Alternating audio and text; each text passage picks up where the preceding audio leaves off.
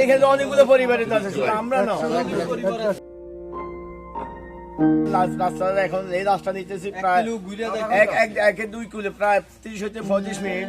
এটা প্রমাণ, আপনারা প্রমাণ দেখতেছেন, এটা আমাদের বলার কিছু নেই।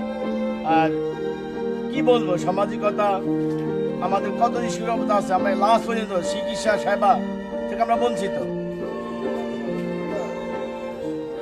গত কোরবান থেকে তারা এই কাহিনীটা করতে, কোনটা কি কাহিনীটা কি আমাদের রাস্তা ব্লক কইরা, হ্যাঁ সে বলছে তার ভাগিনের সাথে তার সমস্যা, বাজার ডাক নিয়ে, হ্যাঁ সে আমাদেরকে এটা বইলা রাস্তা ব্লক করছি, তোদেরকে আমি ছাইড়া দিব রাস্তা, তোদের সাথে কোনো সমস্যা নেই, কিন্তু নবী দফাদার এগুলো বইলে তার বোনের হাতে এই রাস্তাটা ব্লক করাইছে।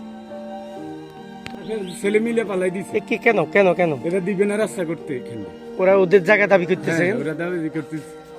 দেখেন, বন্যার পূর্বে থেকে ওনারা আমাদের এখানে প্রতিবন্ধক সৃষ্টি করছে। এটা আমার রাস্তা না, এটা সরকারি বরাদ্দকৃত রাস্তা।